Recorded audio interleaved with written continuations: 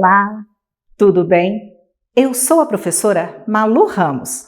Seja bem-vindo ao quadro Informando, uma parceria entre a Secretaria Municipal de Educação e a UFG. O nosso tema de hoje é Síndrome mão, pé e boca. A síndrome mão, pé, boca costuma aparecer com frequência no dia a dia infantil. Dessa forma, casos da doença são realidade em creches esse mês. Esses casos aparecem durante o verão e no início do outono, mas podem ocorrer durante todo o ano. É uma infecção viral, contagiosa, benigna. Comumente não é grave, sendo raras as complicações.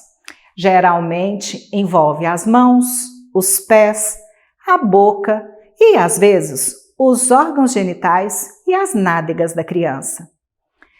E quanto mais rápido identificar a doença, melhor é a condução do caso e o bloqueio da cascata de transmissão, para evitar casos de surtos, como ocorreu nesse ano de 2022 em diferentes regiões do país, inclusive aqui em Goiânia.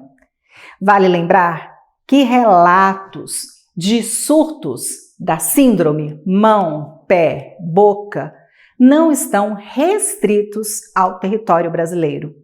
Ela não é originária de uma área em particular, mas ocorre em todo o mundo. Foi chamada pela primeira vez de doença de Toronto, em 1957. Depois que um pediatra de Toronto descreveu uma erupção reprodutível definida por aftas orais e vesículas nas palmas das mãos e plantas dos pés. E para saber um pouco mais sobre a síndrome mão, pé, boca, vamos iniciar o nosso programa conversando com a professora doutora Marisley Espíndola Brasileiro, que é graduada em enfermagem, especialista em planejamento educacional, mestre em enfermagem e doutora em ciências da religião e em ciências da saúde. Atualmente é apoio da Gerência de Inovação, Captação e Projetos Especiais da Secretaria Municipal de Educação de Goiânia, onde coordena o programa Saúde na Escola, o PSE. Doutora Marisley, que prazer tê-la aqui conosco mais uma vez para falar de um tema tão relevante. Explica para a gente, por favor, o que causa a síndrome mão, pé, boca?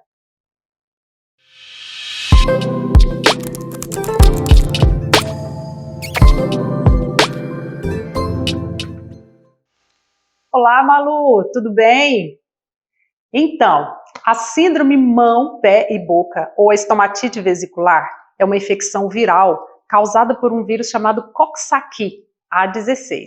É muito comum em crianças menores de 6 anos, mas pode acometer adultos com imunidade baixa. E atenção, é altamente contagiosa. Como a doutora Marisley nos informou, a síndrome mão, pé, boca tem geralmente como agente etiológico o Coxsackie vírus, porém outros vírus também podem causar a doença. E, portanto, a mesma pessoa pode apresentar mais de uma vez quadro compatível à síndrome.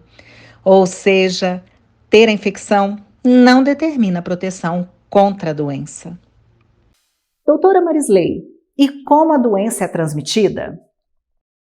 Então, o vírus pode passar por meio da saliva, das mãos, de alimentos mal lavados, de objetos contaminados. É o que chamamos de via fecal oral. Então é isso, pessoal. A transmissão da síndrome mão, pé, boca ocorre de pessoa a pessoa, direta ou indiretamente. Os infectados podem transmitir o vírus através das fezes ou por meio de secreções respiratórias, desde alguns dias antes do início dos sintomas, continuando a sua excreção nas fezes por semanas após a infecção primária. A duração da excreção respiratória é menor, em geral, restrita a um período de 1 a 3 semanas. A primeira semana depois do início dos sintomas é considerada o período de maior transmissão. Doutora Marisley, quais são os principais sintomas dessa doença? Então, em média, no terceiro dia após a infecção, a criança apresenta um febrão, uma febre alta, de 38, 39,5 graus. E no dia seguinte à febre, surgem as manchinhas vermelhas. Essas manchinhas vermelhas logo se tornam pequenas vesículas ou bolhas dentro da boca, ao redor da boca, na garganta, nas mãos, nos pés e também pode estar nas áreas das fraldas, porque os vírus são eliminados pelas fezes por até 4 semanas. Surge também o mal-estar, a falta de apetite, porque as lesões na boca doem, então a criança fica sem querer comer. Também ela pode ter vômitos e às vezes até diarreia. Os gânglios aumentados no pescoço são aqueles carocinhos que surgem. Doutora Marisley, como é feito o tratamento da síndrome mão-pé-boca? Então, como é uma doença que ainda não tem vacinas, há medicamentos antivirais que auxiliam no tratamento, mas busca uma unidade de saúde para isso. Os tratamentos, eles serão então sintomáticos. Antitérmicos para a febre, analgésicos para a dor, reidratação oral para minimizar os efeitos do vômito e da diarreia. Como eu disse, busca a unidade de saúde mais próxima. Como as instituições escolares devem atuar na prevenção e controle da doença? Bom, primeiro, é preciso orientar os responsáveis das crianças das unidades educacionais a não levar essas crianças caso manifestem os sintomas. As crianças adoecidas devem ficar em casa para repouso e tratamento adequado, evitando assim a piora, é claro. Afastá-los, então, até o desaparecimento dos sintomas, que dura geralmente de 5 a 7 dias após o início desses sintomas. Olha lá, turmas com 3 ou mais casos de crianças na mesma semana, é bom suspender essa turma por 5 dias, a contar do último caso. Mas a equipe permanece ali para a higienização completa do ambiente, do imobiliário, dos objetos, dos brinquedos e uma capacitação interna sobre as medidas rigorosas de higiene. Isso para evitar novos surtos. E lembre-se, notifique o caso ao CIEPS. Outras dicas importantes para vocês. Primeiro, não compartilhe mamadeiras, talheres, copos ou buchas de banho, nem toalhas, gente. Mantenha a higienização do ambiente, desinfete áreas comuns, superfícies, brinquedos, maçanetas. Evite abraçar e beijar a criança com os sintomas. Lave bem as mãos e passe álcool a 70% após cada troca de fraldas ou contato com as lesões. E também descartar adequadamente as fraldas e os lenços de limpeza, se eles forem utilizados. Separar materiais de limpeza. Material que limpa banheiro é diferente de material que se limpa outras áreas. Preferir o sabonete líquido. Agora, dica de educação em ambiente. Cobrir a boca e o nariz ao tossir ou espirrar, porque adultos também podem transmitir. Agora, para a gente saber mais sobre as possíveis complicações da síndrome mão-pé-boca, vamos conversar com a doutora Natália Fernanda Ferreira Brum, que é médica pediatra do Hospital Infantil Cândido Fontoura, de São Paulo. Seja bem-vinda, doutora Natália.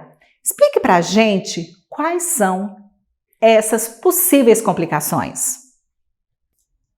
Oi, Malu, tudo bem? Muito obrigada por esse convite. É uma honra falar um pouquinho mais sobre a síndrome mão-pé-boca com vocês.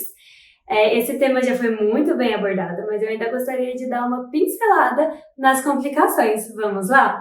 A síndrome mão-pé-boca é considerada uma doença viral, benigna e autolimitada. O que isso quer dizer? A doença dura ali cerca de 7 até 10 dias. Mas por ser considerada benigna, significa que não vai ter complicações? Infelizmente não. A principal complicação que nós temos é a desidratação. Pensa você adulto com uma afta na boca, já causa incômodo, não é? Já nessa síndrome, a criança vai ter ali múltiplas úlceras dentro da boca, como se ela tivesse várias aftas. Então, ela não vai querer comer e não vai querer beber nada. Portanto, se o seu filho não estiver aceitando líquidos, a gente precisa correr com ele para o pronto-socorro, combinado? A segunda complicação é uma complicação tardia. Ela não acontece nessa janela de 7 a 10 dias.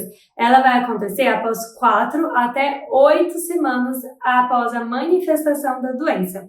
Essa complicação é a descamação das mãos, dos pés e até mesmo o descolamento das unhas.